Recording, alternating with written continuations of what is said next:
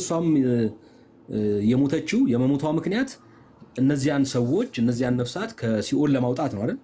ነገረ ማርያም ኪዳን ነው እሱማ ቃል ኪዳን ነው። ለእመቤታችን ይቅርና ለሌሎቹ ቅዱሳን ሁሉ ቃል ኪዳን ሰጥቷል።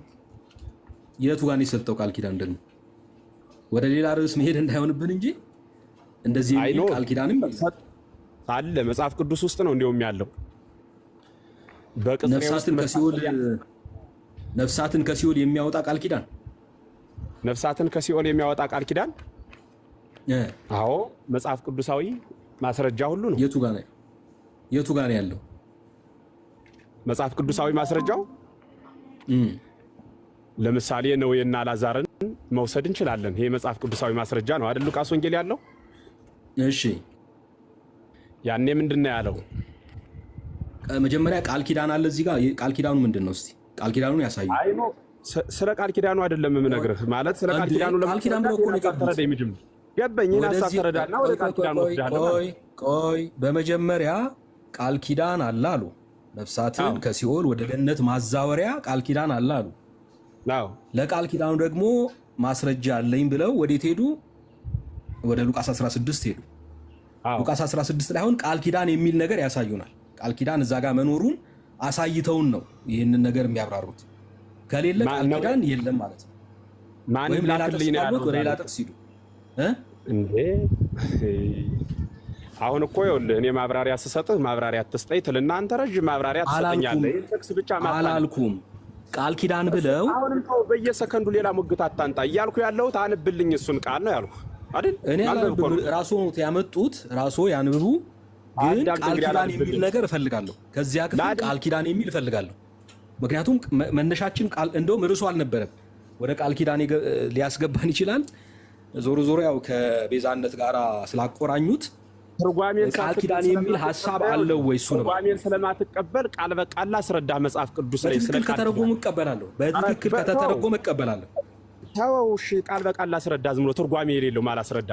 ይሄ አሁን ትርጓሜ በአንድምታ ነው የምተረጉምልህ የነበረ። እሱን ተወው ካልኸኝ ቃል በቃል በአምላክ ዳዊት ተካየድኩ ምስለ ሕሩያነ ብሎ ከመረጥኋቸው ምርጦች ጋር ቃል ኪዳኔን አደረግኩ ይላል። ይህ ቃል ኪዳን ደግሞ የመረጥኋቸው የሚባሉት አካላዊ ቃልን ስግው ይሆንባት ዘንድ የተመረጠች አንዷ የምርጦች ምርጥ እርሷ ድንግል ናት ማለት ነው። ስለዚህ ከመረጥኋቸው ጋር ቃል ኪዳኔን አደረግኩ ማለት ይህ ቃል ኪዳን እንደ ሰው ልጆች ውል ጧት ተስማምተው ምሸት የሚፈርስ ሳይሆን በሰማይና በምድር ለዘላለም የሚጸና በእግዚአብሔርና በሰዎች መካከል የሚደረግ ስምምነት ነው። ሉቃስን ተውት ማለት ነው። ይሄኛውን አትቀበለውም ማለት ነው። አይቀበለዋለሁ፣ ችግር የለም። እሱ ላይ እናወራለን። ግን በመጀመሪያ ሉቃስ ውስጥ ሄደዋል። የሉቃስን ሐሳብ እስቲ ቃል ኪዳን ምን እንዳደረገ ይንገሩኝ።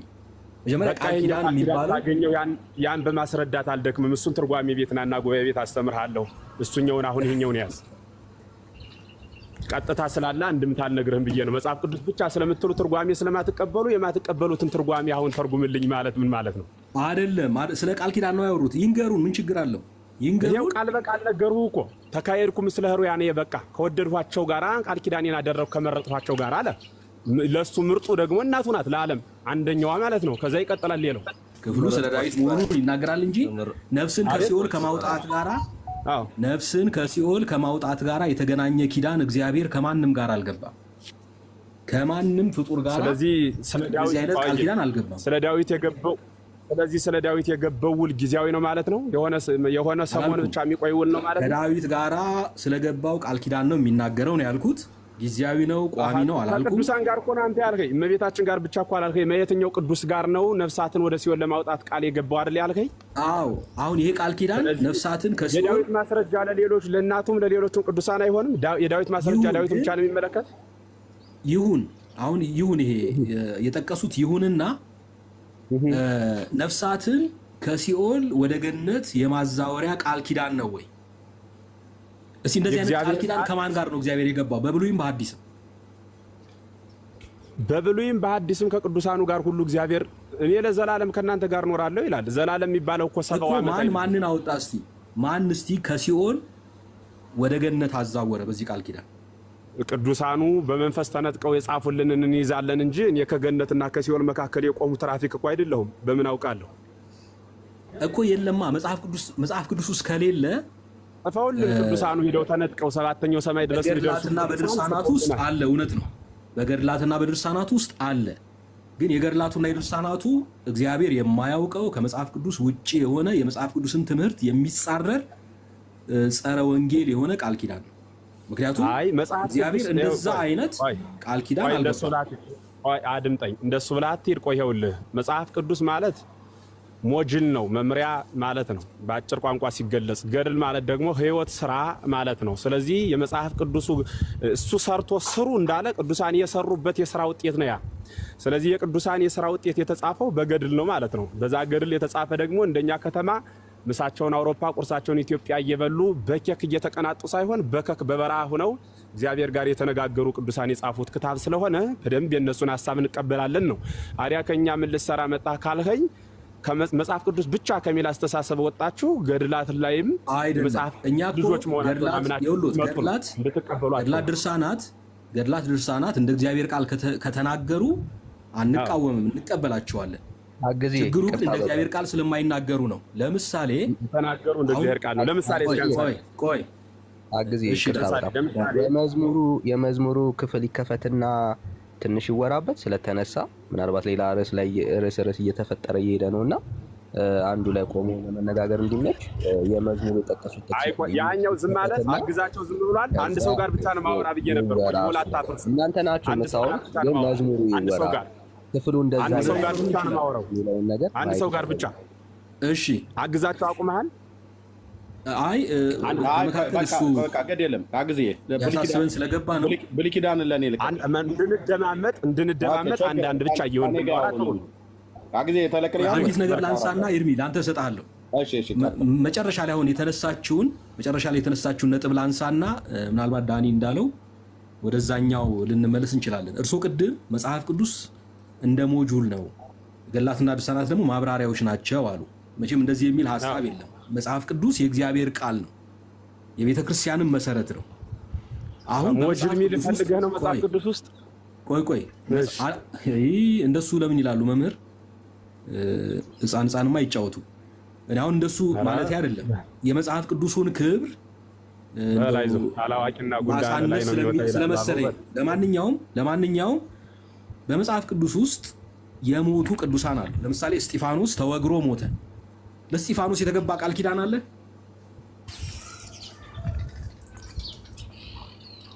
አሁን ገድላትና ድርሳናትን ስናነብ ቃል ኪዳን በተለይ ከሚሞቱት ቅዱሳን ከተባሉት ከሰማዕታት ከቅዱሳን ጋር በተገናኘ ሊሞቱ ሲሉ ነው ጌታ ይገለጥና በስማቸው ይህንና ያንን የሚያደርግ እንደሚድን ከሲኦል ወደ ገነት እንደሚዛወር ሌሎችም ነገሮች እንደሚያገኝ የሚናገሩ ቃል ኪዳኖች ተገብተዋል።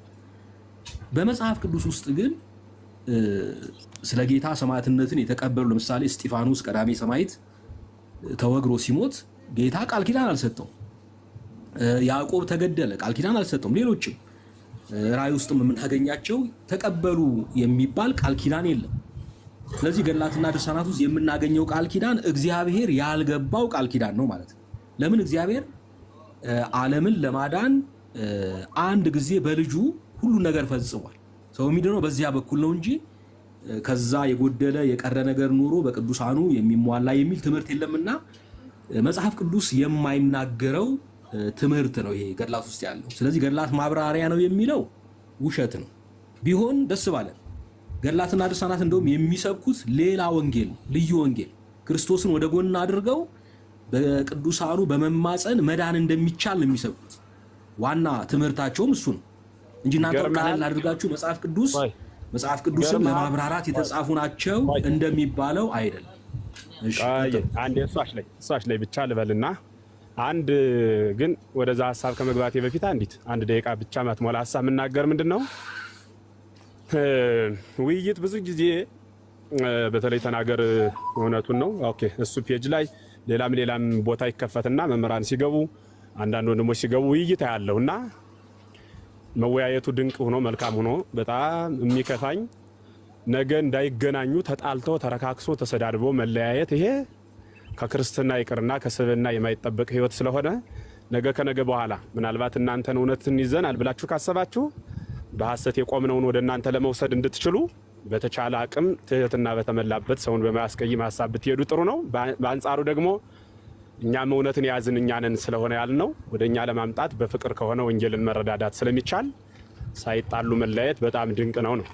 አንዱ እሱ ነው። ሌላው መጨረሻ ላይ አንዲት ጥያቄ እንድጠይቅ ደግሞ ያው ተጠይቄያለሁ። እስካሁን እድል ትሰጡ ያላችሁ ማለት ነው። አሁን ወደ አልከው ስመጣ እኔ ገድላትና ድርሳናትን ሳይ ድንቅ የሚልህ ምኑ ነው ካልከኝ፣ እግዚአብሔር እኮ የተሰጣ ልብስ አንድ ሰው ከኔ ደጃፍ ልብስ ቢያሰጣ ክላማ ፀሐይን ተገንከኝ ይባላል። እንዴት ፀሐይ በሆነ ልብስ የምትተገን አይደለችም። የእግዚአብሔር ቸርነት በአንድ ቅዱስ የሚተገን አይደለም እያልሆ ነው። ምኑ ነው አዲያ የሚደንቅህ ካልከኝ፣ የእግዚአብሔር የቸርነቱ ብዛት በጣም ድንቅ ግርምም ይለያል። እንዴት ካልከኝ፣ ሰውን በገነት አስቀመጠው፣ ተንፈራፍሮ ያልተፈቀደለትን በልቶ ወረደ። ወርዶ መጣ፣ ራሱ መጥቶ ከራሱ ጋር አስታርቆ ዓለምን ይቅር ብሎ በደሙ ዓለምን ቀድሶ ሄደ። አሁንም ሲስት ሶስተኛ እድል ንስሐ ሰጠ። ያ ብቻ አይደለም፣ በቅዱሳኑ መስመር እነርሱን መስለን በእነርሱ ጸሎት በእነርሱ ቅድስና ተማጽነን እንድንጓዝ ደግሞ ተጨማሪ እድል የሰጠ እግዚአብሔር ነው። የትኛው ላይ ከሰማይ ሰማያት ለመውረዱ አዳምን በገነት ማስቀመጡ መጽሐፍ ቅዱሳዊ ማስረጃ ነው። ቅዱሳኑን የምልጃ ስራ እንዲሰሩ እንደሰጣቸው የሚያስረዳው የቱ ላይ ነው ካልኸኝ፣ ለምሳሌ በየትኛውም አይነት የፕሮቴስታንት ቤት የምልጃ ስራ ማለት ከሲኦል ወደ ገነት ማለት ነው። በአጭር ቋንቋ ሌላ አይደለም ትርጉሙ። የምልጃ ስራ ስለ ሸፍት አደረገ እንዳትለይ ብዬ ነው። ስለዚህ ከሲኦል ወደ ገነት ያስወጡ ዘንድ የሰጣቸው የትኛው ቦታ ላይ ነው ካልኸኝ፣ የእግዚአብሔር የቸርነቱ ጥግ ይገርመኛል ያልኩህ። ለምሳሌ ጌታ ከመረጥኳቸው ጋራ ቃል ኪዳኔን አደረኩ ብሏል ብያለሁ። ያ ብቻ አይደለም።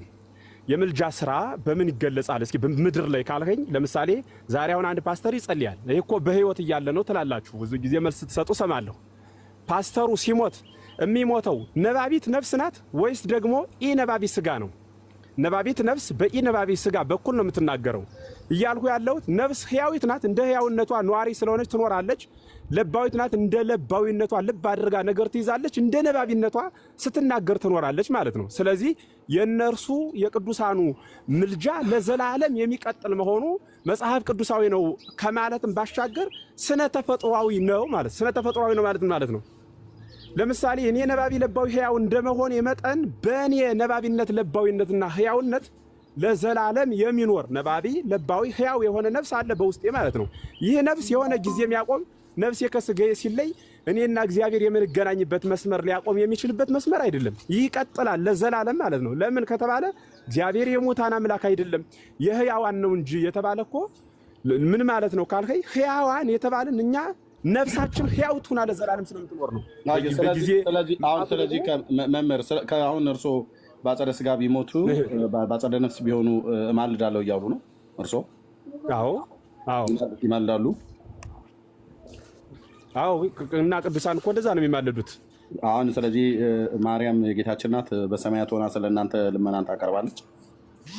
በጣም እንጂ ውዳሴ ማርያም የሰኞ የአንድምታ ትርጓሜ ለምንድን ነው ብሎ የሚለው ትርጓሜ ሳሊ ለነ ቅድስ ብሎ በሚለው ላይ አይ አንድ ጊዜ ስለምታማልደው ማማለድ ነው እንጂ የሚለው ነው። አይ ምንድነው ብሎ የሚለው እዛ ክፍል ላይ ሳሊ ለነ ቅድስ ብሎ የሚለው ላይ ማማለድ የምትኖር ሆነ አይደለም የሚለው ነው።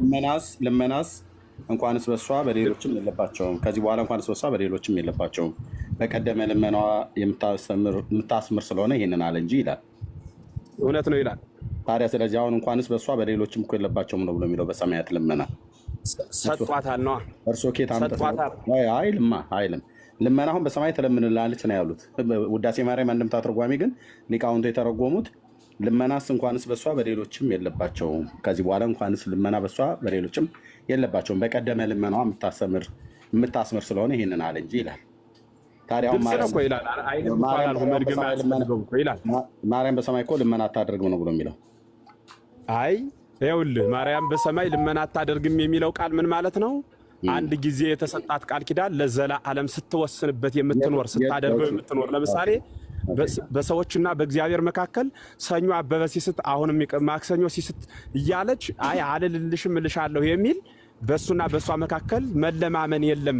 ልመና እንኳንስ በእርሷ በሌሎቹም የለም፣ በቀደመ ልመናዋ የምታስምር መሆኗን ማለት አንድ የቃል ገብቶላታል ማለት ነው። በምሳሌ ሲገለጽ አንድ ድርጅት በምሳሌ ልገልጽልህ ግልጽ እንዲሆን ሁሌ 3 ቀን ነው 4 ቀን ስጠይቀው ስለሰማሁ ነው ይህን ጥያቄ ሌላ መምህራንም ጋር ዛሬ ልንገር መምህርዬ ምሳሌ ሳይገባኝ ሲቀር ነው። ገብቶኛል አሉ። ምሳሌ ሳይገባ ሲቀር አይደለም ሰጠው።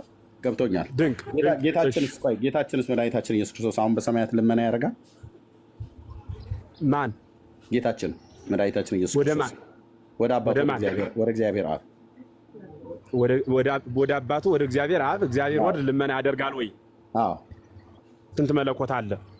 አንድ መለኮት ነው ያለው። ልመና ያደርጋል ወይ? በተለየ አካሉ እሱ ጥያቄ መልስ እየሰጠው እኮ ነው። በተለየ አካሉ የዚህ መለኮት አንድ መለኮት ነው ያለው። በተለየ አካሉ ግን የዚህ መለኮት ስንት አካል አለ? የጠየቁትን መልሱልኝ። መለኮት ስንት ነው? በተለየ አካሉ እኮ አልኮትኝ። ይሄ መለኮት በሶስት አካል በሶስት ስም እንደዚህ ያለው የጠየቁትኝ። አሁን ሌላው ጋር ሂዱ። ኢየሱስ ክርስቶስ አሁን በሰማያት በአባቱ ቀኝ ሆኖ ልመናን ያቀርባሉ ይላል። የሥላሴን የኩነት ስም ንገረኝ እስኪ አንዴ ባጭር። እሱ እንድመልስ አልጠየቅኩትም። እሱ አይደለም ጥያቄ። ጌታችን ኢየሱስ ክርስቶስ ልመና ያደርጋል በሰማያት ያደርጋል አያደርግም? ልመና ቆይ እንጂ እኔ ወርቅ ጥያቄው መልሱ ነው ስላገኘው ንገረኝ። መምህር ኤፍሬም ልመና በሰማያት ያደርጋል አያደርግም? ልክ የማርያምን እንደተናገሩ ለምን እሱን አይናገሩም? ያደርጋል ወይ አያደርግም? እሱን ለምን እንዴ? እሱን ነው እኮ እየመለስኩልህ ያለሁት። የሥላሴን የኩነት ስም ንገረኝና ልመልስልህ እኮ ነው ያልኩህ። ራስ መልስ ነው። ኩነትን አልቀበልም። ኩነት የመጽሐፍ ቅዱስ ትምህርት አይደለም። አሁን ኑና ይመልሱልኝ እዚህ። ኦኬ። ስለዚህ ሥላሴን አትቀበልም? እኔ ሥላሴን እቀበላለሁ። ኩነት ግን የእናንተ ነው። የእናንተ መጽሐፍ ቅዱስ መሰረት የሌለው ማለት ነው። አሁን መጽሐፍ ቅዱስ መሰረት የሌለው ነው እኮ። የጠየቁትን ይመልሱልኝ። በአብ ቀኝ ጌታችን ኢየሱስ ክርስቶስ ወደ አባቱ ልመና ያቀርባሉ እንዴ? እሱን ነው እኮ መልስ እየሰጠው ያለው። ልመና ያቀርባሉ ወይ አያቀርብም? ወይ ያቀርባል በሉ። ልክ የማርያም ትለምንላለች ብለው እንዳሉ ውዳሴ ማርያም ላይ ደግሞ ልመናስ እንኳንስ በሷ በሌሎችም የለባቸውም በቀደመ ልመናዋ የምታስምር ስለሆነ እንጂ ይላል። የቀደመ ልመናዋ በኋላ እመጣበታለሁ። ጌታችን ግን አሁን በሰማያት በአባቱ ቀኝ ልመናን ያቀርባሉ፣ ወደ አብ ይለምናሉ እኮ። ለእሱ ጥያቄ መልስ ቀጥታ እኮ ጥያቄው መልስ ስለሆነ መልሱልኝና ማብራሪያ ከፈለጉ ሰጥቶታለሁ። አጭር መልስ አይደለም የምመልሰው። አጭር መልስ ልመና ያደርጋል ጌታችን ኢየሱስ ክርስቶስ አያደርግም? በሰማያት ጥያቄ መልስ ነው። ጥያቄ መልስ ይሆናል። የተጠየቁትን ይመልሱ። ወደ አብ ልመናን ያቀርባሉ ጌታችን። ጥያቄ መልስ ማርያም በሰማያት ለምን ባጭሩ ይለምናል ወይ አይለምንም? ለምን አይሉ? የሥላሴን የኩነት ስም ንገረኝ። ሥላሴን ከተቀበል ወንድም ኩነት የእናንተ ዝም ብሎ ወሬ ነው እኮ ብዬ ነው። አልቀበልም ኩነትን። መጽሐፍ ጥሩ ኩነት የኛ ወሬ ከሆነ ያድምጡኝ።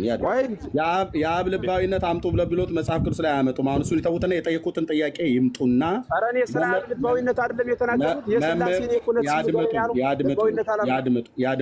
ያድምጡኝ። የጠየቁትን ጥያቄ መልሱኛል አይመልሱልኝም? ጥያቄ መልስ ነው። ጌታችን ኢየሱስ ክርስቶስ በአባቱ ቀኝ አሁን በሰማያት ወነበረ በየማነ አቡሁ ይላል። በአባቱ ቀኝ ተቀምጦ ልመናና ጸሎትን ያቀርባል አያቀርብም? ያ ጥያቄ መልስ ነው። እሱ ያቀርባል በሉ። ይኸው ስሙ እንግዲህ 2700 ሰው መምህራኑ ቸርች ውስጥ ቤተክርስቲያን ውስጥ ሆነው እንዲህ ሲጠይቁ አይመልሱም። ሶሻል ሚዲያ ለም ሲመጡ አይመልሱም። የማርያም ሲሆን ወዲያው ነው የሚመልሱ። ማስታወቂያ መስራቱን ተወውና ያድምጡ። የማርያምን ሲሆን ወዲያው የማርያምን ሲሆን ያድምጡ። መምህርዬ የማርያምን ሲሆን ወዲያውኑ ላፍታም አልቆዩ፣ ወዲያውኑ መለሱ። የጌታችንን ግን ተናነቀውት። አሁን በአባቱ ቀኝ ልመናና ጸሎትን ያቀርባል። እንደ እኔ አቲዝም ነበር የሚለውን ታሪክ ታውቋለህ? አንዱ ከትከሻው ያለው በቃ አሁን እሺ፣ ሚዩት ነበር አለ ይባላል እና መምህርዬ ሚዩት ያርጉት። በቃ ሚዩት ያርጉት። ለህዝቡ ልናገር፣ ለህዝቡ የዘመናት የቤተክርስቲያን ሚዩት ያድርጉት። መምህር ጠይቄዎት አልመለሱልኝም። የማርያምን መለሱልኝ። የጌታችን ኢየሱስ ክርስቶስን ግን ሲደርስ ወገቦት ተያዘ ማለት ነው። ግድ የለም እመቤታችን ጋር ከተግባባን ይመልሱልኝ። የማርያምን ወዲያው ፈጠን እናመሰግናለን ቤዛዊነቷን ስለተቀበል እሷ ላይ ከተግባባን ሌላው ቀላል ነው ይደርሳል። ግድ የለም አሁን ይመልሱልኝ። ስለዚህ የጌታችን ኢየሱስ ክርስቶስ አሁን በሰማያት ልመና ያደርጋል አያደርግም? ወደ አባቱ ወደ እግዚአብሔር አብ ልመና ያደርጋል አያደርግም? መልሱ አሁን የነገርኩ ጥያቄው መልሱ ነው። ያደርጋል በአጭር ልመናን ያደርጋል ወይ አያደርግም በሉ። የሥላሴ የኩነት ስም ወልድ ይለምናል አይደለም የሚለው ነገር ይናገራል። ሚዩት ያድርጉት። ልብ በሉ። እዚህ ውስጥ ያላችሁ 2700 ሰው መምህሩ እዚህ ለምንድን ነው ማስረጃ ነው ገላግሉኝ ይመስላል። የተሻለ ሰው ካለ አስገባ ሚዩት ያርጉት ማለት ያውሩ ማለት አይደለም። እሰጥዎታለሁ። ሌሎቹ መምህራንም አሉ። ሚዩት ያርጉት ማለት ያውሩ ማለት አይደለም። እንደ ጓደኞት እንደ መርጌታ እንደ ሊቀ ሊቃውንት ቀለመወርቅ ከሆኑ ታች ይወርዳሉ ማለት ነው። መምህርዬ ሚዩት አርጉት ማለት ግን ትዕቢት የሚያሳዩ ከሆነ ታች ይወርዳሉ ማለት ነው። እኔ በትህትና ነው የጠየቅኩት። ይመልሱልኝ ነው ብያልኩት። ካልመለሱልኝ ዘንዳ ቤቱ ያንተ ስለሆነ ያው ትችላለህ ማስወረድ። ሚዩት ያድርጉትና እኮ ያወራሉ፣ እሰጥዎታለሁ። እሺ እና ምስክር ካለ የተሻለ ሰው ካለ ሚዩት ያድርጉ እባክዎት። ምንድን ነው አይፈታተኑ። ሚዩት ያድርጉት። አይ ነው የቤተ ክህነት ሰዎች ትዕቢተኞች እንደሆናችሁ እናውቃለን። እኛም እዛው ስለነበርን ማለት ነው። ኦኬ ለዛ ነው ለካንስ ሚዩት ያድርጉት። ያው እኚህ ናቸው የጉባኤ መምህር ተብለው የሚባሉት መርጌታ ቀለመወርቅ የሚባሉት የቅድሙ ትዕቢተኛ። እኚህም አሁን ትዕቢታቸው መጣ ማለት ነው። ስለዚህ ከነ ትዕቢትዎት እሳቸው አወርዳዎትና ለህዝብ አሳያለሁ። ትዕቢተኛ ስለሆኑ ያስወረድኩት ምንም ትዕግስት የለውትም። ሚዩት ያርጉ ተብለው ሲባሉ የቤቱ ባለቤት እንኳን ለአንድ ደቂቃ እንኳን እንዳላሳይ ሚዩት አያረጉ። በኢትዮጵያ ኦርቶዶክስ ተዋሕዶ ቤተክርስቲያን ጌታችን ኢየሱስ ክርስቶስ አሁን በሰማያት አይለምንም ትላለች ቤተክርስቲያኒቱ። አውደ ምሕረት ላይ የወጡ መምህራን በሙሉ አይለምንም ይላሉ። መጽሐፍቶቻቸው ግን አሁን በሰማያት ልመና ያቀርባል ይላሉ። ያው ድርሳነ ሰንበት በኢትዮጵያ ኦርቶዶክስ ቤተክርስቲያን እምነትና ስርዓት ተዘጋጅቶ በትንሣኤ ዘጉባኤ ማተሚያ ቤት የታተመ 2013 ወዴት እንደምወስዳቸው ስለሚያውቁ ነው ጩኸት ያበዙት መምህር ኤፍሬም ማለት ነው፣ እንደ ሊቀ ሊቃውንት ቀለመወርቅ። እሺ በዚህ ክፍል ላይ እዩ ገጽ 49 እዚህ ቤት ያለ መረጃ እናወራም። እዚህ ያለን አገልጋዮች በሙሉ ምዕራፍ 17 እንደዚህ ይላል።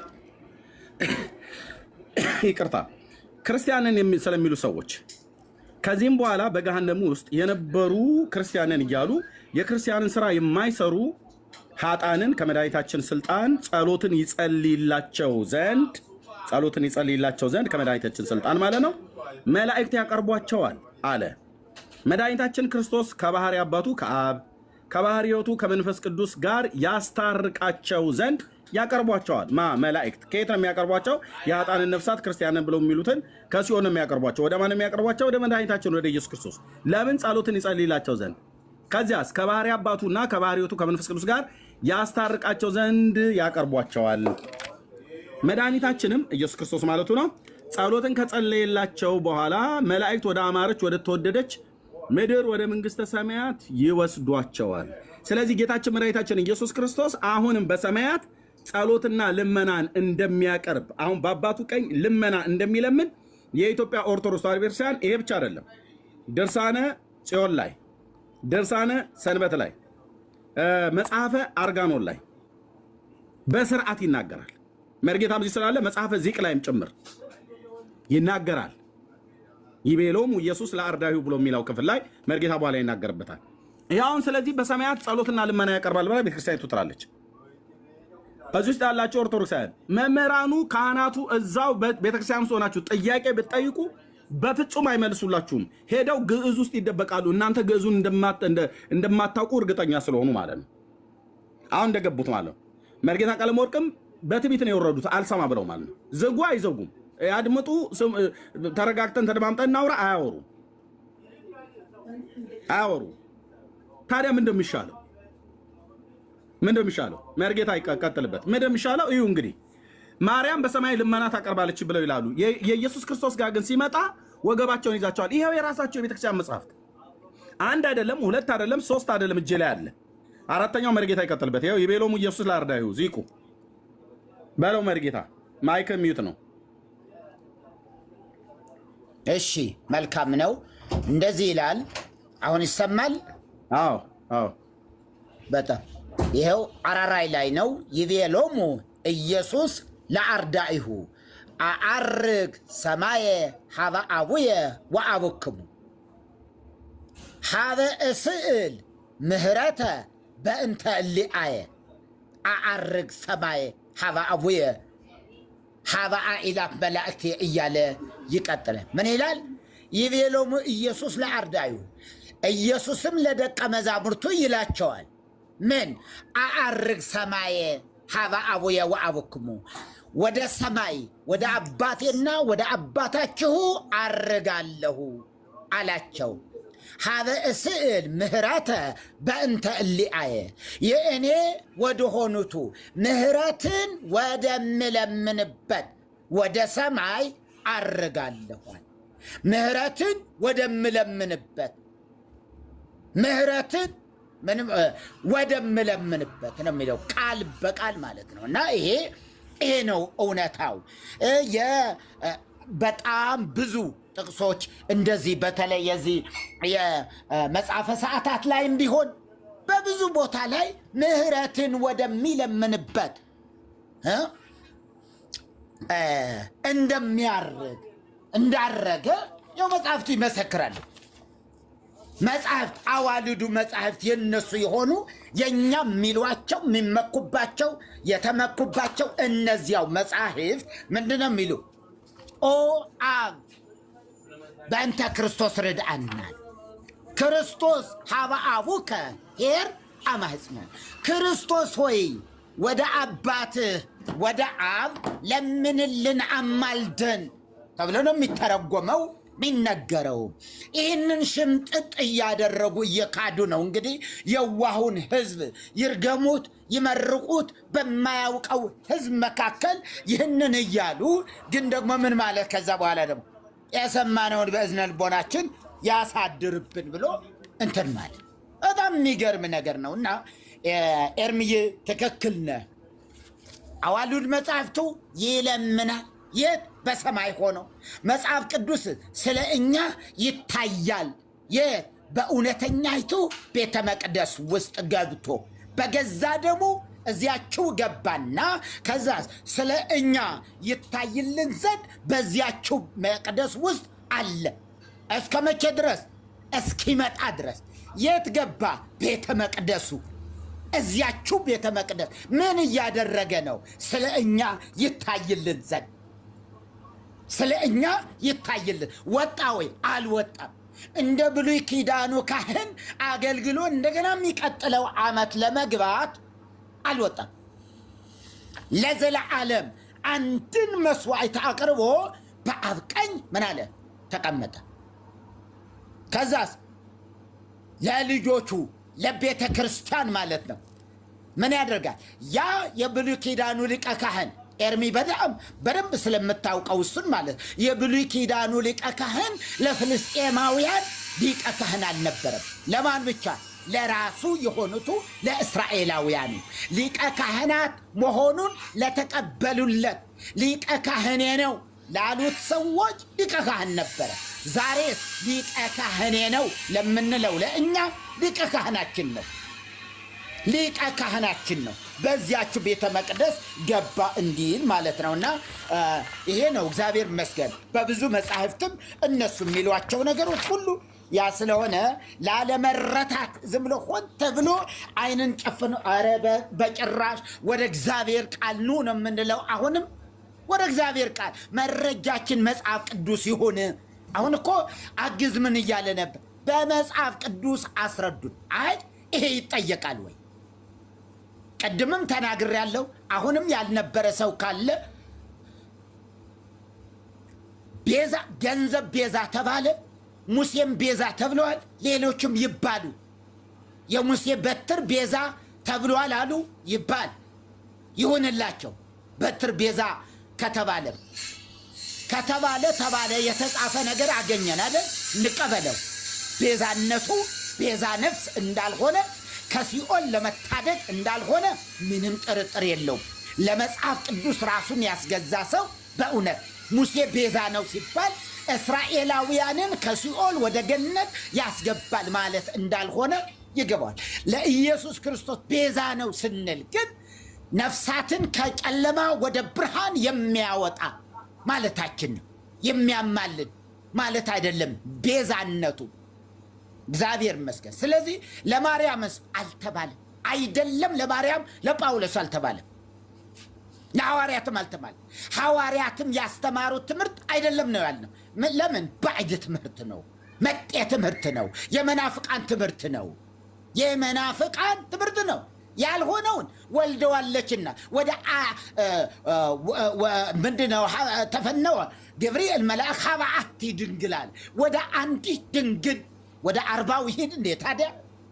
ወደ አንዲት ድንግል ተላከ። የድንግሊቱ ስም ብሎ ነው የሚጠቅሰው። ወደ አንዲት ድንግል። ምክንያቱስ ከአንድ ነው መወለድ ያለበት፣ ከ40 ይወለድ እሷ ብቻ ናት። አሁን ከአንዲት መወለድ ብቻ ስላለበት ያን ሆነዋልና፣ ስለዚህ ይሄ ግን የለም፣ መጽሐፍ ቅዱሳዊ አይደለም።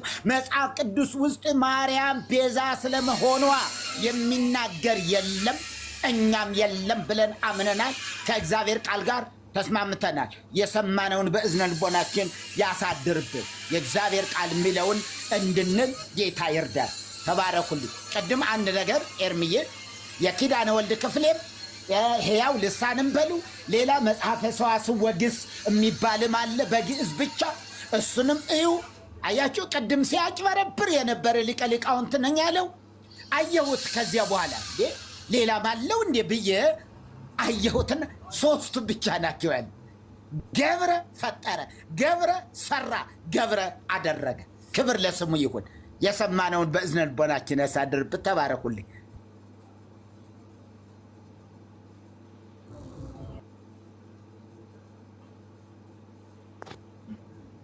እሺ መሪ እግዚአብሔር ይባርኩት። ወደ ሌላ መምህር እንሂድ መሰለኝ። አይ ቲንክ መልአከ ነው። ይሰማል? መልአከ ይሰማል? ይሰማል? ብሩኬ አለው እኔ ነው የለውም? እሺ እየሰማሁ አይመስለኝም። እኔ አንድ ጥያቄ እስኪ ልጠይቅ። እኔ ያለ እሺ፣ አይ የተነሳ ሐሳብ አለ፣ የተነሳ ሐሳብ አለ። በተነሳ ሐሳብ ላይ የተነሳ ሐሳብ ላይ ነው የምናወራውና እኮ እዛ ላይ ጥያቄ አለን። እኛ መጀመሪያ ጥያቄ አንስተናል፣ እዛ ላይ ነው እየተነጋገርን ያለ ነው። ጥያቄውንማ መልሻለሁ። ያው አትሰሙም ስለማሰሙ እንጂ እኔ ማለት መጽሐፍ ቅዱስ ምን ይላል የሚለውን ጥያቄውን ቅድም መልሻለሁ። ምናልባት አንተ አሁን መጥተህ ሊሆን ይችላል። አሁን ግን እስከመለሱ ወደ ሌላ ሰው እንሂድና ከዛ አንድ ጊዜ ብቻ አንድ ማለት እናንተ መጠየቅ ብቻ ሳይሆን መጠየቅም አለባችሁ አይደል? የተነሳው ርዕስ እናንተ ናችሁ የምትመልሱልንና ስለዚህ ሌላ ያልመለሰ እናንተ ያነሳችሁት ርዕስ ነው የምጠይቀው። ርዕሱ ነው የምጠይቀው። እየጠየቅን ያለ ነው። እየሰሙኝ ነው? እየሰሙኝ ነው?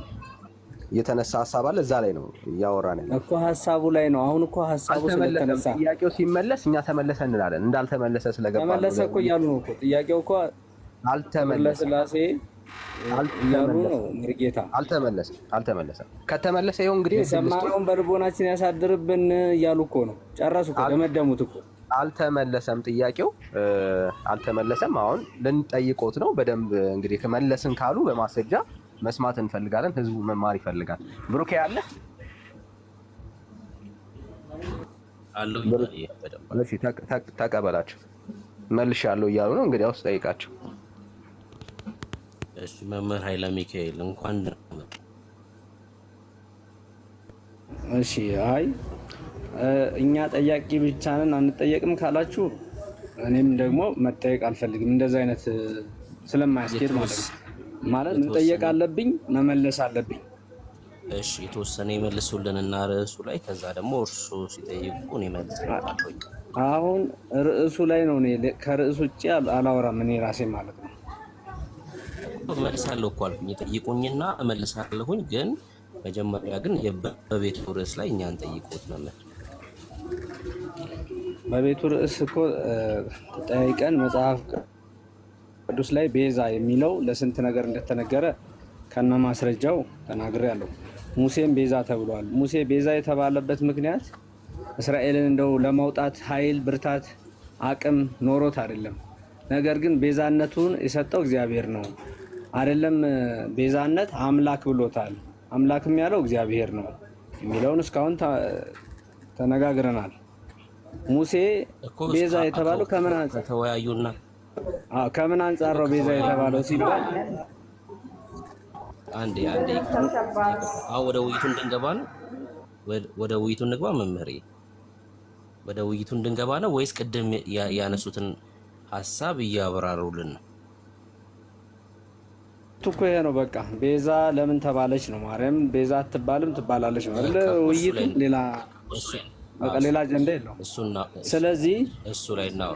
ስለዚህ መጽሐፍ ቅዱስ ላይ ቤዛ ትባላለች። ስለምን ትባል ነው ቤዛዊተ ዓለም የምንላት? ስለማን ትባልማ ቢሆን አትባልም። ስለምን ትባል ቤዛ የምትሏት? ከምን አንፃር ነው ቤዛ የምትሏት? ምን ስለሆነ ነው ቤዛ? ቅድም አሁን እኮ ማብራሪያውን አልፈልግም ስላልክ እኮ ነው። አሁን ቅድም ይሄንንም አብራርቼዋለሁ። ከምን አንፃር ከምን አንፃር ነው ቤዛ? ከምን አንፃር ነው? የክርስቶስ እናት ከመሆኑ አንፃር ክርስቶስን በእሷ አማካኝነት ሰው ስለሆነ ክርስቶስ ከእሷ በነሳው ስጋ በዛ ምክንያት ቤዛ እንላታለን። ሙሴንም እኮ ቤዛ የምንለው በነገራችን ላይ ከምን አንፃር ነው ከተባለ እንግዲህ እስራኤላውያንን ስለ ሙሴ አይደለም። አንዴ ይቅር። ሙሴን ቤዛ ያላችሁት እናንተ አይደላችሁ። እናንተ ልትሉታችሁ መጽሐፍ ቅዱስ ነው፣ እግዚአብሔር ቃል።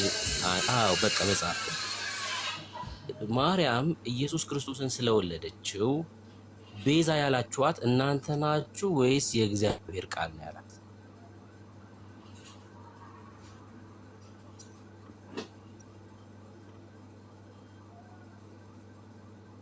መምህር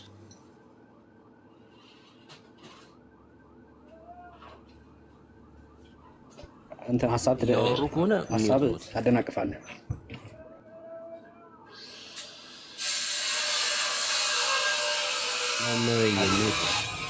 የእግዚአብሔር ቃል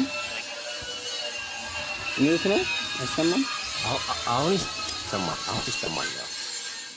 አሁን ሚዩት ሆኖ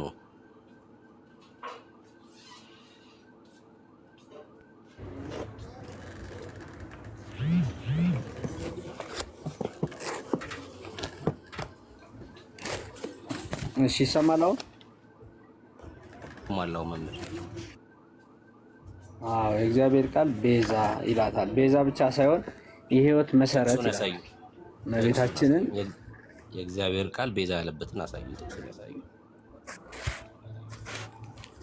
ጥቅሱ እናንተ አትቀበሉትም፣ እኛ ግን የምንቀበለው ምናልባት አሁን ለምሳሌ እሱ ነበር። አሁን እኔ ሰዓታት ብጠቅስልህ ሰዓታት አትቀበልም፣ ድጓ ብጠቅስልህ ድጓ አትቀበልም። ድጓና ሰዓታት እኮ እዚህ ላይ እኔም ልጠይቅህ በስላሴ ታምናለህ አንተ? ይመልሱልኝና ከዛ ይጠይቁኛል መምህር። አዎ መጽሐፍ ቅዱስ ነው። አዎ የመጽሐፍ ቅዱስ አዋልድ መጻሕፍት ይባላል። መጽሐፍ ቅዱስ መጽሐፍ ቅዱስ ነው። የመጽሐፍ ቅዱስ አዋልድ መጻሕፍት ናቸው። አሁን ስላሴ የሚለውን አንተ ታምናለህ በስላሴ? መጀመሪያ እኔ የጠየቅኩትን ይመልሱና ከዛ ይጠይቃሉ መምህር። ለምንድን ነው አዋልድ መጽሐፍ ነው አልኩህ እኮ። መጽሐፍ ቅዱስ ይኸውልህ ኢየሱስ ክርስቶስ ራሱ ከሰራቸው እዚህ ላይ መጽሐፍ ላይ ከተጻፈው ውጪ በጣም ብዙ የተደረጉ ነገሮች አሉ ብሎ ዮሐንስ ወልደ ነጎድጓድ በመጨረሻ ምዕራፉ ላይ ይናገራል። ኢየሱስ በዚህ መጽሐፍ ያልተጻፈ ብዙ ነገር አድርጓል ይላል። ምንድነው እሱ ያደረገው? ስለ ኢየሱስ ነው። ሰላም ነው። እግዚአብሔር ይመስገን። ሰላም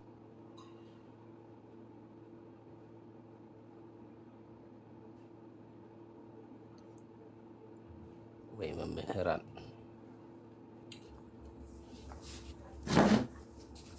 የላቸው ብሩኬ ወይ ድካም ነው እኮ በጣም አዘንኩ ነው እንዴው። ብፁዕ አቡነ ገብርኤል ግን ዋናውን የአጋንንቱን ጭንቅላት ነው የቀጠቀጡት።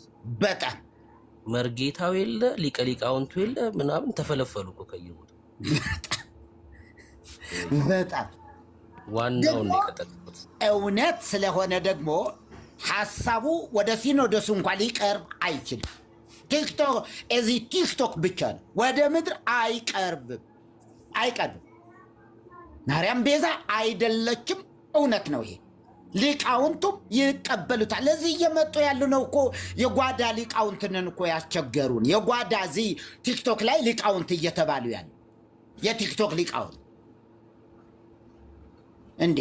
የቲክቶክ ሊቃውንት ምን ጥርሳችን የነቀልንበት አይደለም እንዴ? ያ ቦታ አናውቀውም እንዴ? ማናውቅሽ ተፈሲ ያሉ ማናውቅሽ ተፈሲ ነው። ልክ ገበሬው ጠምጥሞ ተስካር ሊበላ ፈልጎ ጠምጥሞ ገባና በኋላ ይበሉ እንግዲህ ለትልቅ ሰው ነው የሚሰጠው። ተፈስሂ ይበሉ ይባላል ለትልቅ ሰው። በኋላ ገበሬውን እንዲሁ ተስካር ሊበላ ፈልጎ ነው የመጣ። ምንም የተማረም የሚያውቀው ነገር የለም። ተፈስሂ ይበሉ አሉት። አይ በሏት፣ ማናውቅሽ ተፈስሂ፣ እናንተ በሏት አለ። እንግዲህ አግዝ በደንብ ነው የሚገባው። እና ከየት ያምጡልህ? ከየት ያምጡ? መጽሐፍ ቅዱሱ ገንዘብ እንኳ ቤዛ ተባለ። እሺ ማርያምስ ቤዛ የሚል ቃል አለ ወይ? ስለ ማርያም ሲባል እናቱ ስለሆነች ቅብጥርሶ እናቱ መሆኗንማ ማንም ሙስሊምም ያምናል። የኢሳ እናት ብሎ መሬም ብሎ ሊቀበላት ይችላል። እሱን ማን ካደው? ቤዛ ነፍስ ስለመሆኗ ግን የሚናገር ክፍል የለም፣ ወፍ የለም፣ ጭጭ። መናፍቃን የሚጽፏቸው መጽሐፍት ግን ይዋሉ። መናፍቃን በጣም የጠለቀ የኑፋቄ ጥግ የደረሱ ሰይጣን ሲጠቀምባቸው የነበሩ ሰዎች መቀመጫዬን ዝግልኝ እያሉ የሚጸልዩ የእግዚአብሔር ነገር ያልገባቸው ሽንት ቤት ሆነው ሲጠሯት መጣች ሙታን መናፍስት።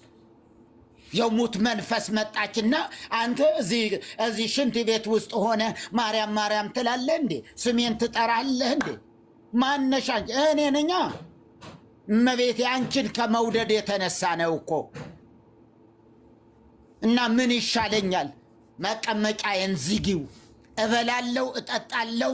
7 ቁና እንትን ይላል 50 ኪሎ በቀን እየበላ ግን ምንም ሰገራ ማይወጣ ሽንቱን ማይሸና በቃ እንዲሁ ይኖራል። ይህን ትምህርት አሜን ብሎ እየተቀበለ ወይ እናንተ! እና ሊገኝ አይችልም። አናግራቸው። ሌሎችም ካሉ እዚህ ያው ከታችም አሉ። አንድ መልአከ እሺ፣ ጸጋ ይብዛል። እሺ መልአከ ከየት ቤተ እምነት ነው ወዳጄ?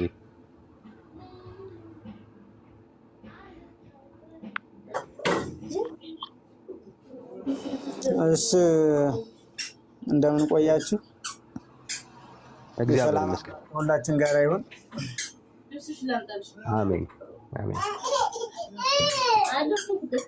ከየት ቤተ እምነት?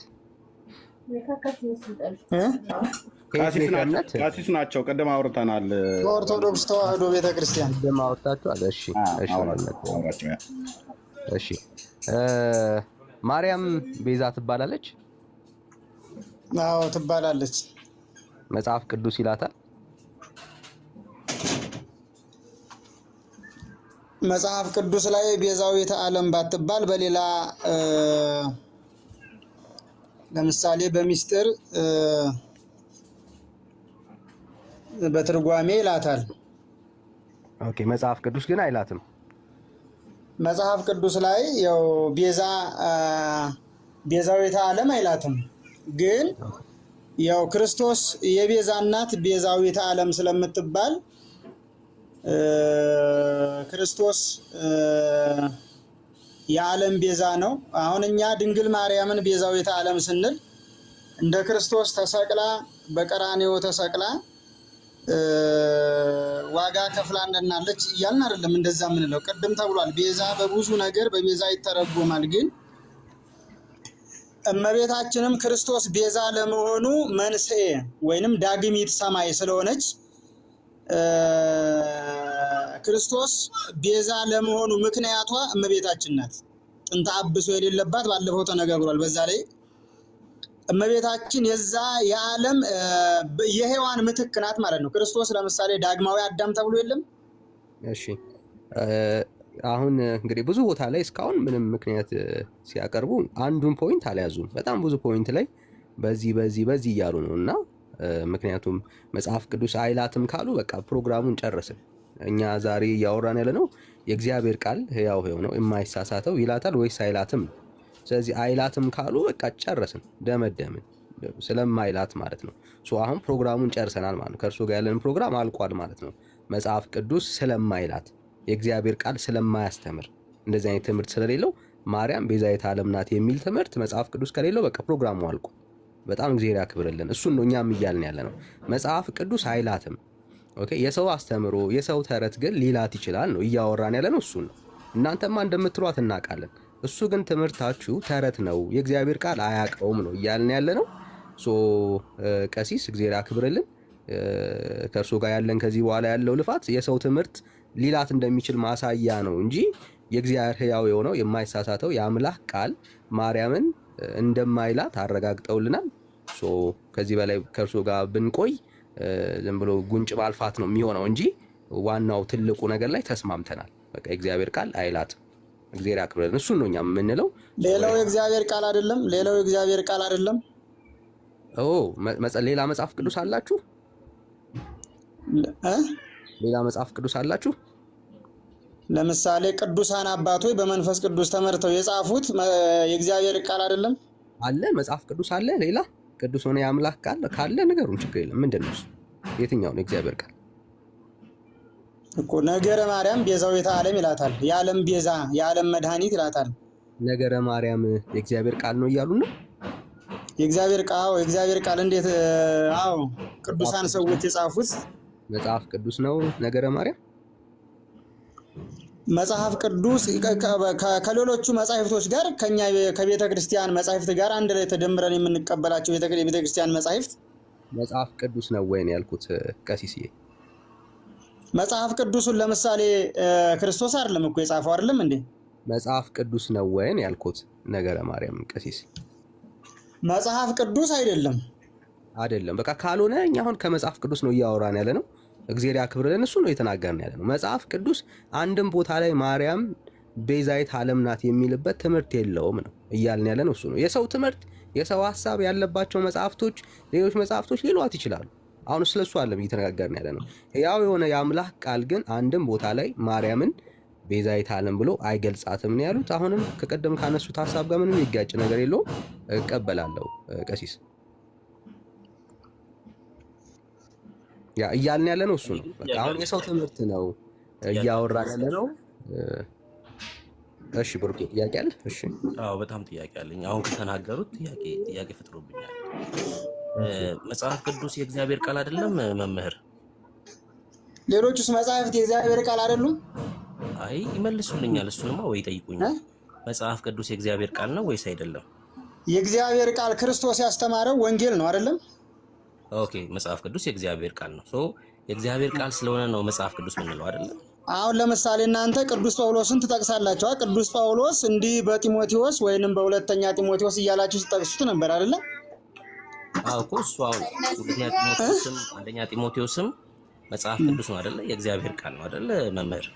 ሌላውም ነገረ ማርያም የእግዚአብሔር ቃል እኮ ነው እኮ። ወደሱማ እንመጣለን። መጽሐፍ ቅዱስ የእግዚአብሔር ቃል ነው አይደል? በዚህ እንስማ። የእግዚአብሔር ቅዱሳን ሰዎች የጻፉት ሁሉ የእግዚአብሔር ቃል ነው እኮ። መጽሐፍ ቅዱስ ነው ማለት ነው። የእግዚአብሔር ቃል መጽሐፍ ቅዱስ ነው እኮ። የእግዚአብሔር ቃል ነው። እኔ መቼ አይደለም ማለት የእግዚአብሔር ቃል ነው። እግዚአብሔር በቅዱሳን ላይ አድሮ መልካም የሆነውን ነገር በመንፈስ ቅዱስ መሪነት የተጻፈ ቃል ነው። እሺ ልጆት ግን አይደለም ይላል ከታች። እሺ ነገረ ማርያም በደንብ ስሙ። እሺ ነገረ ማርያምስ? ነገረ ማርያም ያው መጽሐፍ ቅዱስ ነገረ ማርያምስ የእግዚአብሔር ቃል ነው። ነገረ ማርያም የእግዚአብሔር ቃል ከሆነ መጽሐፍ ቅዱስ ነው እያሉ ነው። ለምሳሌ አሁን 80 አሐዱ ብለን የምንቀበላቸው መጻሕፍቶች የኛ ቤተክርስቲያናችን የቀኖና መጻሕፍቶች፣ የሥርዓት መጻሕፍቶች ከመጽሐፍ ቅዱስ ነው የሚቆጠሩት አይደለም?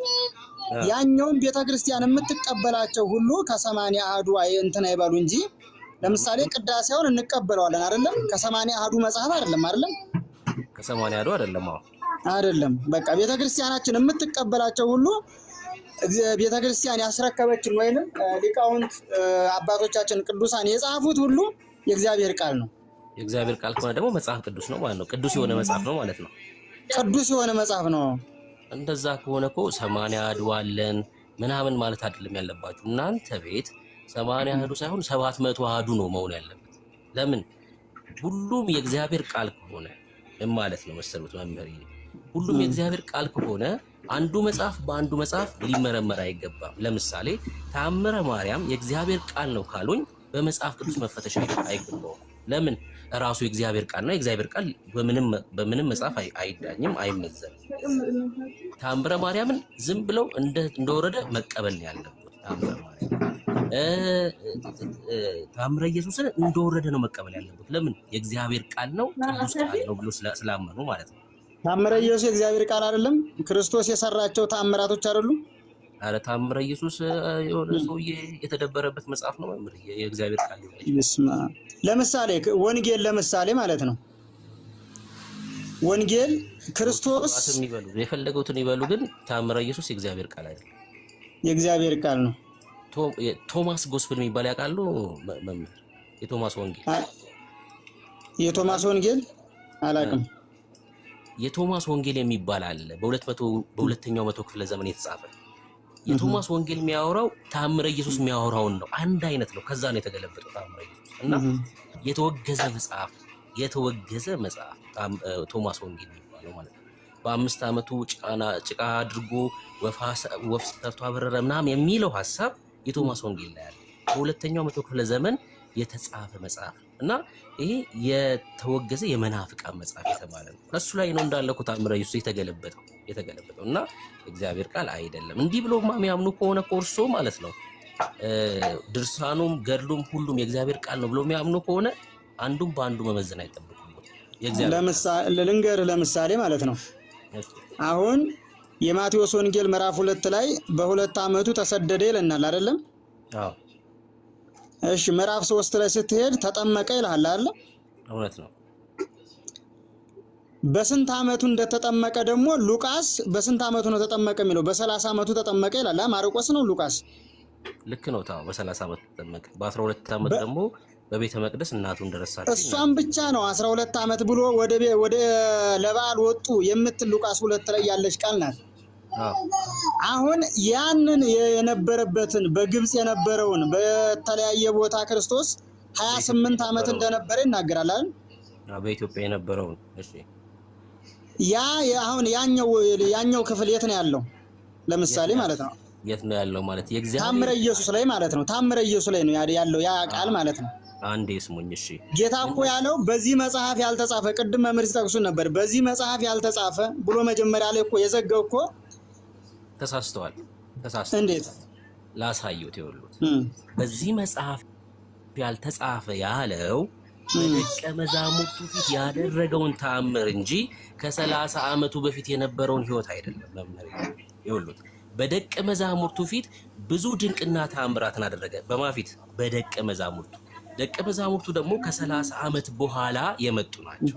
ጌታ ኢየሱስ ክርስቶስ ራሱ የመረጣቸው ማርያም እንደሚለው የእናንተ መጽሐፍ ሳይሆን ራሱ ጌታችን ኢየሱስ ክርስቶስ የመረጣቸው ደቀ መዛሙርት ነው እና በደቀ መዛሙርቱ ፊት ድንቅና ተአምራትን አድርጓል።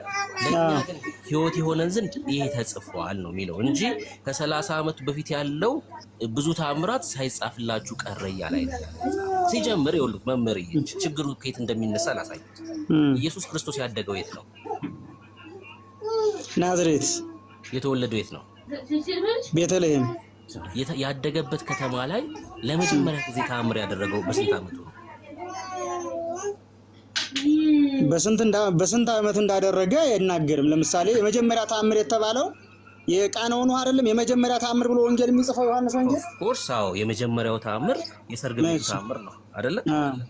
ኢየሱስ ክርስቶስ የመጀመሪያውን ተአምር ባደገበት ከተማ ካደረገ ከዛ በፊት ተአምር አላደረገም ማለት ነው።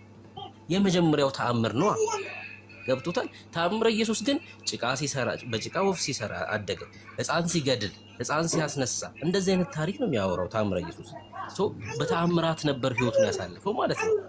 መጽሐፍ ቅዱሳችን ግን የሚናገረው ለመጀመሪያ ጊዜ ውሃውን ወደ ወይን ጠጅ ቀይሮ ተአምር አለ። ከዛ የመቶ አለቃውን ልጅ ፈወሰ። ሁለተኛው ተአምር በዛ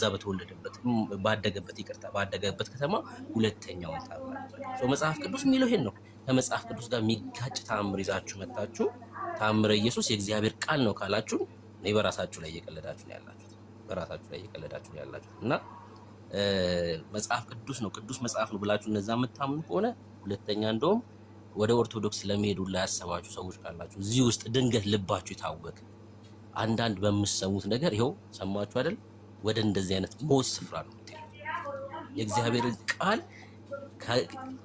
ቃል ከሌሎች ደብተራዎች ከጻፉት መጽሐፍ ጋር ቀላቅለው የእግዚአብሔር ቃል ብለው ከሚሰብኩ ሰዎች ጋር ነው ሂዳችሁ ህብረት ልታረጉ እየሞከራችሁ ያላችሁት።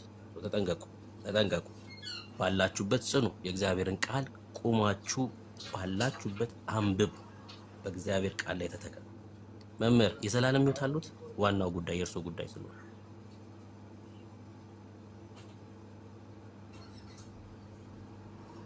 የዘላለም ሕይወት አሉት?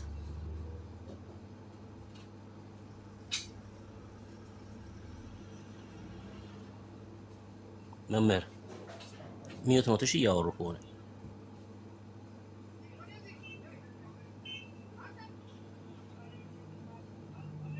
መምህርዬ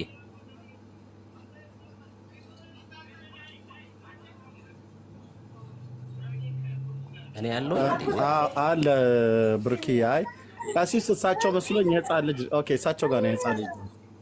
ቀሲስ ድምፅ አለ እርሶ ጋር? ቆይ ልጅ እየለበሰች ነው። ልጆትን አስታፍለት። ለቲክቶክ ጥሩ አይደለም ለቲክቶክ። ልጆትን እንትን ይበሉና ከዛ ይቀጥላሉ። ሌላ ካለ መምጣት ይችላሉ። ሌላ አገልጋይ ካለ እንግዲህ የነበረውን ነገር አይታችኋል ወገኖች። ገብተው በተለይ ሊቀ ሊቃውንት ቀለመወርቅ ሲገቡ ለመበጥበጥ ነው የመጡት እና ቪዲዮ ይዣለሁኝ ለምን ዓላማ እንደመጡ ማለት ነውና ሌላም ሰው ደግሞ በዛው ቅጽበት ቤት የከፈተ ነበር እና ምን ይላል?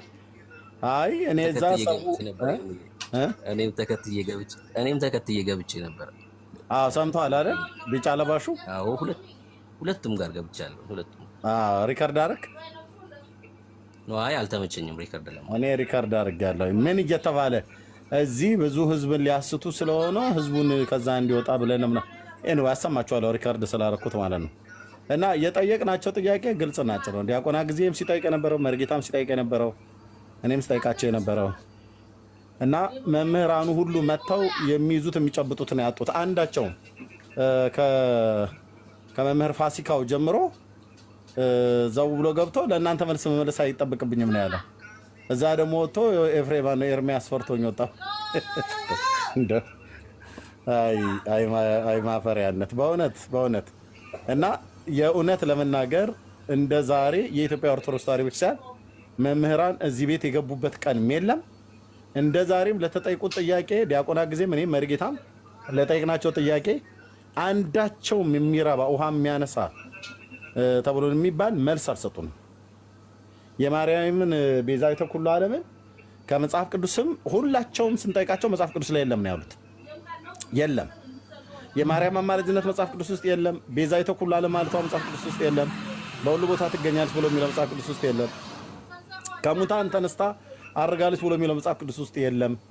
የሚሉት ነገር ስለ ማርያም ብለው የሚሉት ነገር ካለ መጽሐፍ ቅዱስ እነሱ ዘንድ ካለ መጽሐፍ ቅዱስ ውስጥ ያለው እናቷ መሆኗን የጌታችን እናት መሆኗን የአዲስ ኪዳን ጸሐፍት ጽፈዋል። ብጽዕት መሆኗ ተጽፏል እና በየጸሎት ሴት ከሐዋርያቱ ጋር ትጸልይ እንደነበር ተጽፏል። ሌላው ግን አንዳችም መጽሐፍ ቅዱሳዊ ግራውንድ የላቸውም። ስለ ቤዛነት ስጠይቃቸው ኦ ማርያም በእንተ ዝናፈቅረኪ ብሎ የሚል ቅዳሴ ላይ አባ ሕርያቆስ ደረሰ የተባለውን እሱን ያመጣው ቀሲሱ ማለት ነው። የትንቢተ ኢሳይያስ መጽሐፍ ምዕራፍ 1 ቁጥር 9 ነው ያመጡት። ያው ሁሉ ቀን ማነው አምጥተው የሚለጣጥፏት ግን አንዱም አልሰመረላቸውም፣ አንዱም አልያዘላቸውም። የሉቃስ ወንጌል መጽሐፍ ምዕራፍ 1 ነው ያመጡት። አባ ጊዮርጊስ ዘጋስጫ ጾመ ፍልሰት ማነው መልካ ፍልሰታ ላይ ተፈሲ ማርያም ነው አይ ቲንክ እሱ ላይ ያለውን ዘሩን እሱን ነው ያሉት፣ እሱን ነው ያመጡት። አንድም መጽሐፍ ቅዱስ ላይ የለም። ዲያቆና ጊዜ መጽሐፍ ቅዱስ ላይ ያለ ብሎ ሲጠይቃቸው የለም። መርጌታ መጽሐፍ ቅዱስ ላይ ያለ ብሎ ሲጠይቅ የለም። እኔ መጽሐፍ ቅዱስ ላይ ያለ ብዬ ሲጠይቃቸው የለም። በሙሉ የተንጫጩት አሁን ነገረ ማርያም ስለተነካባቸው ነው። ብፁዕነታቸው ስለተናገሩ ነገረ ማርያም ስለተነካባቸው ነው የጮሁት። ጩኸት የበዛው ማለት ነው። ጩኸት በዛ። ቲክቶኩ በሙሉ ተቃጥሏል። አንዱ መምህር አሁን ምን አለ? ተቃጠልን እኮ አለ። ተቃጠል እንደ ዛሬ ተቃጥያ አላውቅም አሉ። ተቃጠል እዚሁ እኔ ቤት መጥቶ ነበር። በኋላ አሰማችኋለሁ ቪዲዮ። በቃ ለምን ትቃጠላላችሁ? መጽሐፍ ቅዱስ ላይ መሰረትነት የሌለው ትምህርት ነው። የነገረ ማርያም ትምህርት አብዛኛው በኦርቶዶክስ ተዋሕዶ የሚነገረው አብዛኛው ግፋ ቢል 5% የሚሆን ነው። መጽሐፍ ቅዱስ እንደው በፐርሰንት ደረጃ ካወጣው በእኔ ግምት በጥናት የተደገፈ አይደለም፣ ግን ሌሎች ወንድሞችም ይረዱኛል። 5% የሚሆን ብቻ ነው ያለው። ከመቶ 95% የኢትዮጵያ ኦርቶዶክስ ተዋሕዶ ቤተክርስቲያን ነገረ ማርያም ብላ የምታስተምረው ትምህርት፣ የምትቀድሰው ቅዳሴ፣ የምታዜመው ዜማ በሙሉ አንዳቸውም የመጽሐፍ ቅዱስ የብሉይና የአዲስ ኪዳን መሰረትነት የላቸውም። 4 ነጥብ የላቸውም። ስለዚህ እውነተኛ የሆነው ቤዛ አዳኝ የሆነው ቤዛ የሆነን አዳኝ የሆነን መድኃኒት የሆነን ጌታችን ኢየሱስ ክርስቶስ ቅዱስ ጳውሎስ እየተናገረ የቅዱስ ጳውሎስ ከአባ ጊዮርጊስ ዘጋስጫ ድርሰት ጋር አልተስማማም። ታዲያ የትኛው ነው ትክክል አልኳቸው። አባ ጊዮርጊስ እንቀበል ወይስ ሐዋርያውን ጳውሎስን? ሊመልሱ አልፈለጉም።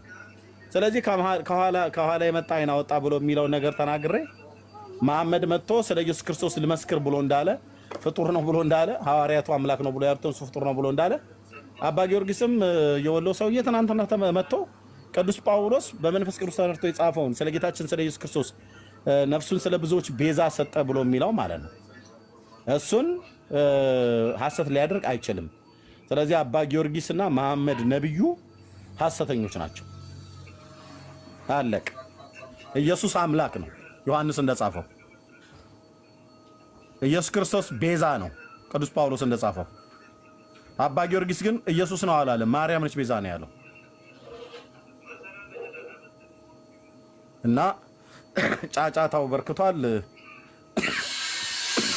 ይቅርታ እርሜ ግን ብፁዕ አቡነ ገብርኤል ኢየሱስ ላይ ቢሆን ስህተት ነገር የተናገሩ ማንም እንደዚህ አይናገርም።